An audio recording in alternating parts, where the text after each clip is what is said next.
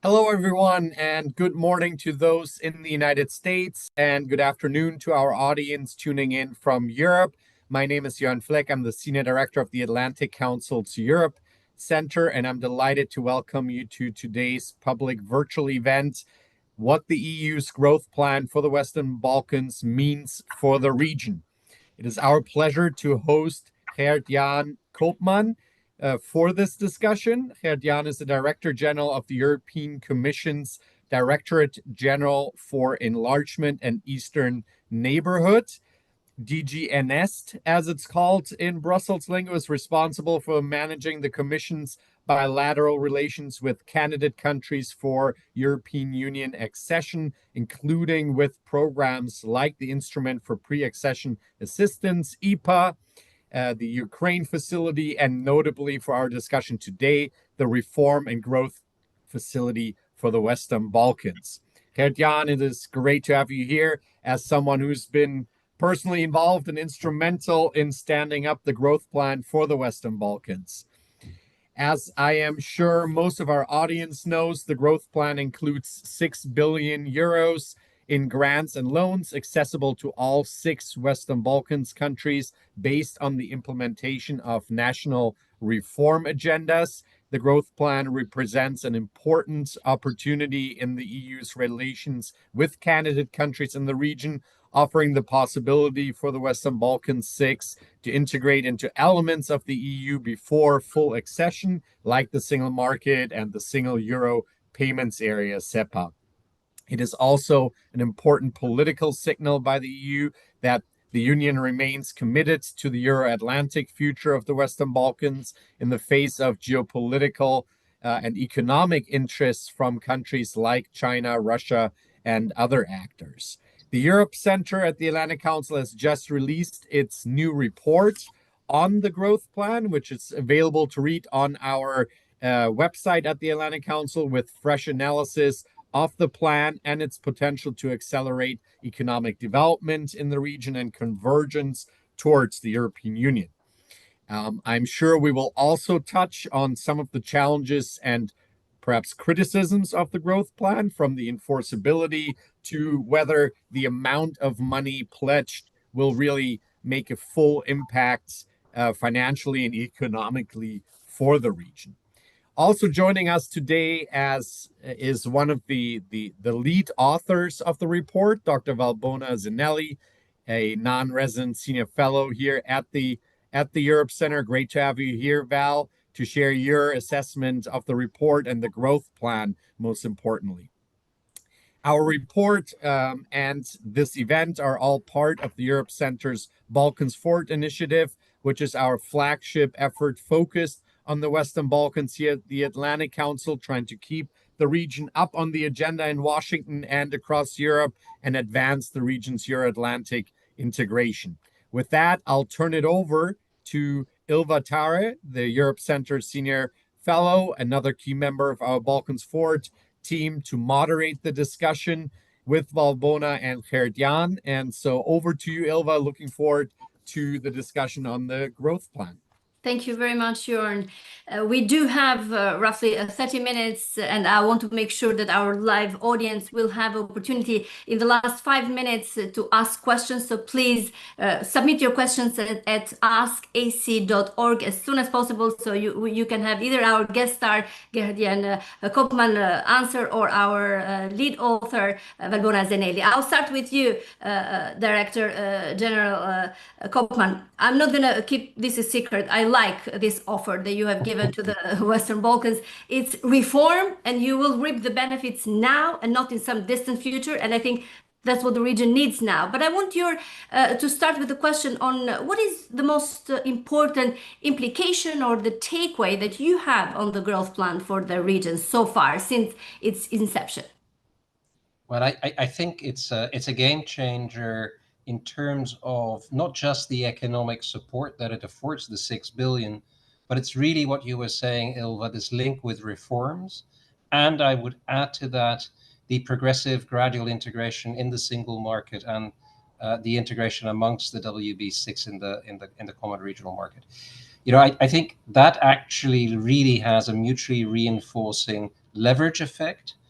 And we see this as very much linked to the accession process. Two countries actually, since we launched the growth plan, have been on a rocket fast course. I'm referring to your native country, Albania, and Montenegro, which are now steaming ahead. And all of these stars are aligning, and we have this virtuous circle of reforms, structural adjustment, finance, and investment that are pulling the region closer to the EU. Critically, the synchronization between reforms and support now and the political costs of reforms is a very important feature of this plan. We're very far away from the traditional, more bureaucratic approach to enlargement, where the benefits come only at the very end of the process. The benefits come now, and they actually provide further incentives to speed up the alignment process. And this looks like a great day to discuss this, because I was seeing that Bosnia just adopted the agenda, the reform agenda. So now we have all 6 countries that have already submitted the reform agendas, which are pretty ambitious, as you know. Have the funds already started from the growth plan for any country? Where are we at the implementation stage? Yeah, if you allow me to apologize for having to leave early. Actually, it's a great day, not just because BIH adopted the growth plan, the reform agenda, I should say, but also because I have to rush to an intergovernmental conference with Montenegro to close a chapter in the accession. That's another great news. So it's all the stars are aligning. Money will be flowing soon. They have submitted their requests, payment requests. We have looked at the implementation. We'll be discussing that actually with the leaders of the Western Balkans on Monday and Tuesday in Skopje in North Macedonia, and then we'll be paying out. Thank you so much. Val, in your brilliant report, as I call it, and now we have so much information about the growth plan, and we know what are the strongest and the weakest point. You call this plan as a reality test for enlargement. So let me ask you, does it pass the test? Well, thank you very much, Ilva. I'd like to thank Mr. Koopman for joining us today. We, as Mr. Koopman just mentioned, we at the Atlantic Council caught this opportunity and thought that this is a great idea to look further into the growth plan, because we believe that it had the chance to be a game changer. And so far, it has been positive. So let's hope that it will continue with this speed. On our perspective, we believe in the report, together with the other colleagues, that we're part of the study, is that really the growth plan has the potential to catalyze EU integration in a very holistic way.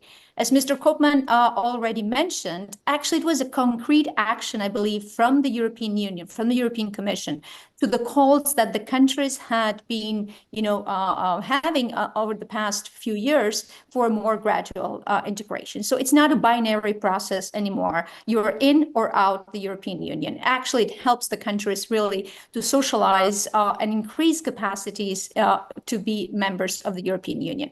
I'll mention 4 quick points, and I'll want to know if Mr. Koopman will agree with those that we see as the main benefits also of the growth plan. The first one is that it increases the carrot incentive. Now, the money is not that much, as we have seen. It's only $6 billion. However, compared also with the EPA funding that the countries have received, actually it will double the money that comes from the EU to the region, to the Western Balkans.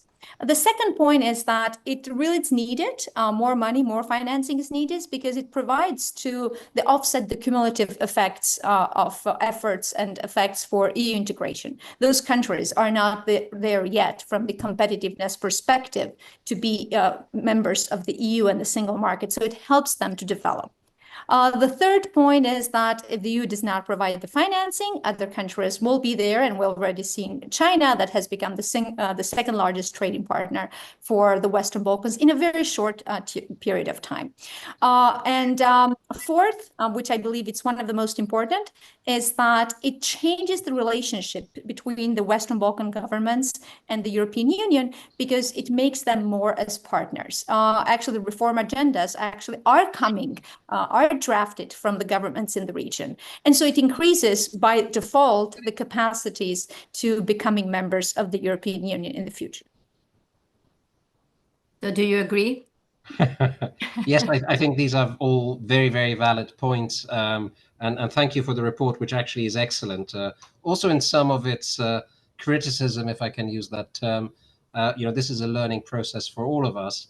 But, if you zoom out, what we're doing with our Western Balkan partners is actually what we have rolled out only very recently in the EU with our own member states under a program called Next Generation EU, based on the same logic. So in that sense, countries that are not even member states, have engaged very positively and have formulated themselves reform ambitions that, and I've been on the record saying this several times, so I'll repeat it here, go beyond what our own member states were prepared to put forward. If you look at the reforms in, for example, energy, in terms of the functioning of the judiciary, very much also related to their accession track, then they are much more ambitious than what our own member states are doing, because they're inspired by the need to approximate the EU legislation and EU standards. So it's very much linked to the accession process. And, I feel that with this, the countries in terms of reforms are graduating from second division to Premier League, for those of you who follow English, UK soccer. And, that actually is a learning exercise for them, but also for us. But what you do see is that the pace of reform has picked up dramatically across the region. And, that comes with direct benefits and incentives. I think it's important to realize the 6 billion, I heard, I think you were saying is not so much, but half of the 6 billion is actually used to stimulate investments, which in turn will leverage private sector funding. So the overall economic effect is much larger. And if you add in the progressive integration in the internal market, like the single euro payment area, where basically they become part of the EU in terms of payments, that alone would add every year 500 million euros to the region. We have the integration in terms of transport and connectivity, and later on energy. So, in a few years' time, don't get me on the precise percentage, but I would estimate that if we are successful together, they would be already part of the EU to the tune of maybe 40 to 50% of our economy, of our economic structures. So that is dramatic. And we know from past accessions that this is what provides rocket fuel for their economies. So when we say that we want to double the size of their economies in a decade, in other words, reach 7% economic growth per annum, this is actually very realistic. I think they can possibly do even better if we are fully successful. Thank you. Thank you, Director. Now, I don't want to be the bearer of bad news, but in the region, we always have to be cautious. On the issue of the conditionality, how will the EU Commission enforce compliance here? What happens if a country backslides on the democratic standards or fails to meet macroeconomic stability goals? Well, there are three types of conditionality. There's the basic conditionalities to which you refer. They have to be respected. And we assess that all the countries do respect the minimum standards to date. If they slip backwards, obviously that will be a problem. But the reality is we want them to move forward because we want them to be member states.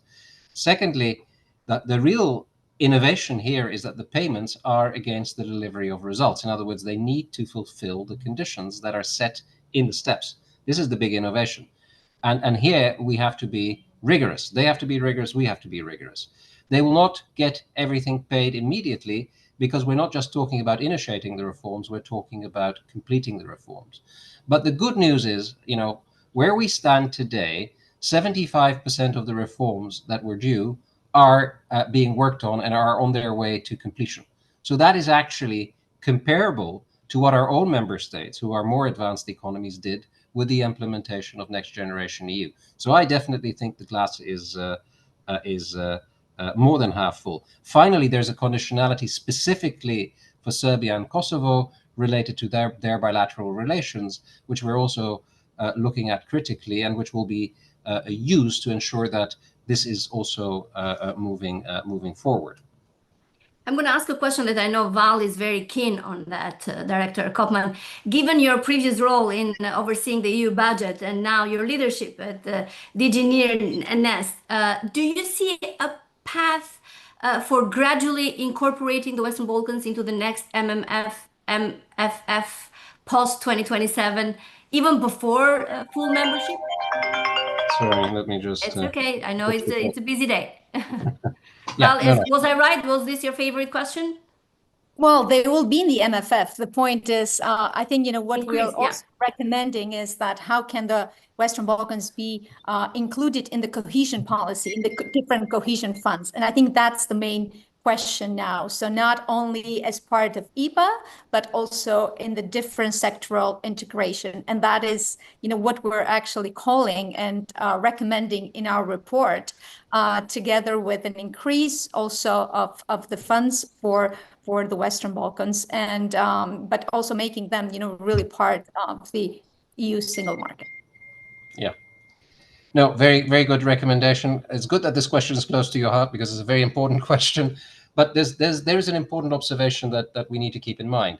The target is moving, right? So our cohesion policy is evolving as well. And in essence, what we are looking at is moving a movement towards an instrument that resembles actually our reform agenda. So the way I see it going forward is that the bulk of the money available for the countries, both pre-accession and initially post-accession, will be put into these growth plans. So I see a much smaller EPA type instrument, which doesn't come with these innovations, continuing for technical capacity building, administrative support, and even more money being available for these type of growth plans, which actually are likely to be the dominant feature of cohesion policy in our own member states going forward. So by doing this now, actually they're getting ready for the new generation of cohesion policies already.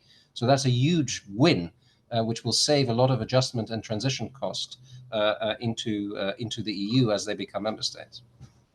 I'm cautious of the time, so I'm going to have one of our participants, Lura Limani, ask a question to you, Director Koopman. Thank you, Ivan. Thank you for the opportunity.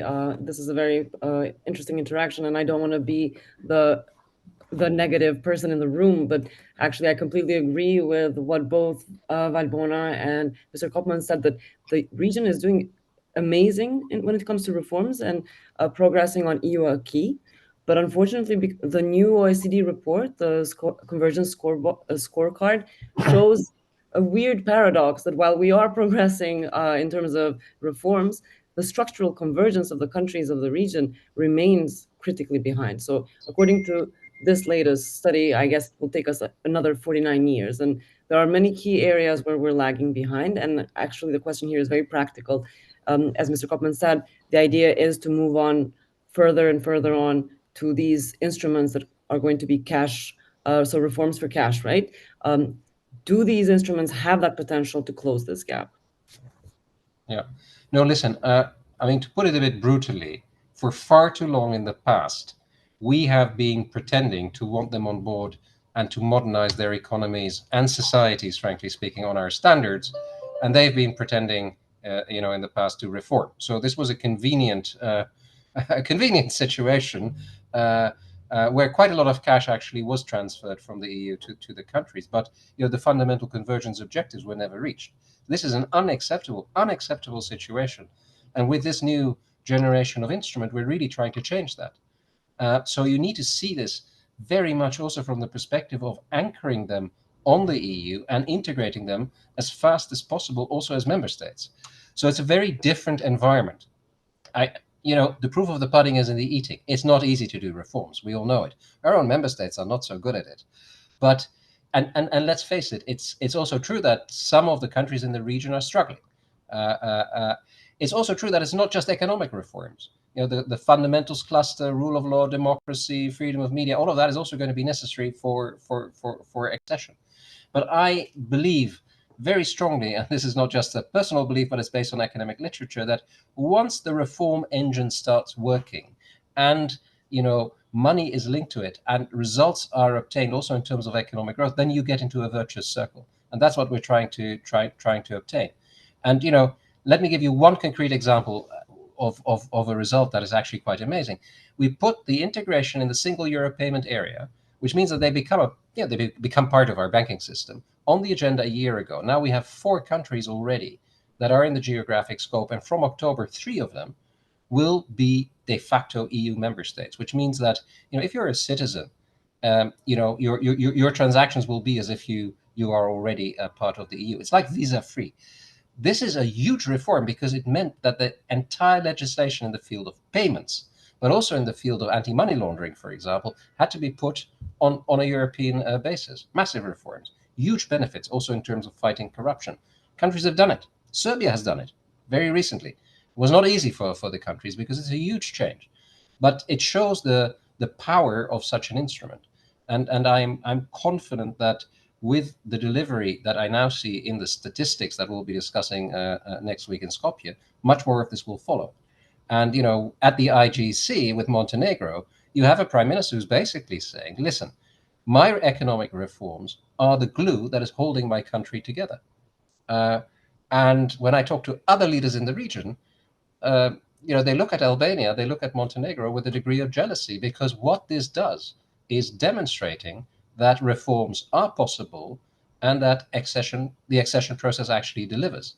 So it's very much on the others to continue to deliver, and we'll be there to help them.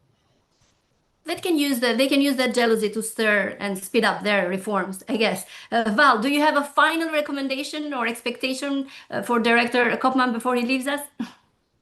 Well, we would like to, and we have expressed that in our report, to understand better how the reallocation of the funds will also work, since we're talking about competition. Because unfortunately, we have seen in the past that the policy of carrots and sticks, the sticks has not worked so much, with some countries that have been backsliding when it comes to reform. So that will be interesting to see how the most competitive countries then will achieve more funding.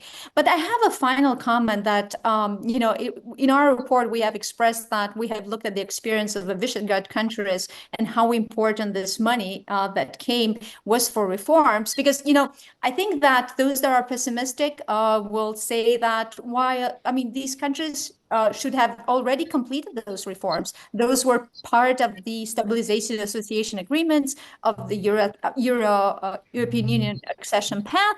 So why should they do it now? What is the incentive for those governments? So that will be also the main question. So what we recommend is that really, how can we link the competitiveness of the Western Balkans with the competitiveness and economic security of the European Union? Because I believe if we don't achieve that and we push for that important narrative also in the EU countries, this will not have the benefits that we are expecting. So in terms of de-risking, in terms of nearshoring to the Western Balkans, in terms of managing and developing supply chains that support European Union companies in the core countries. So that is the aim. That should be the aim of the plan. It's not the money that comes in terms of how much 0.5% of the GDP of the region every year, but how it creates the friendly business environment to attract the real foreign direct investments and make the region part of the real supply chain of the European Union.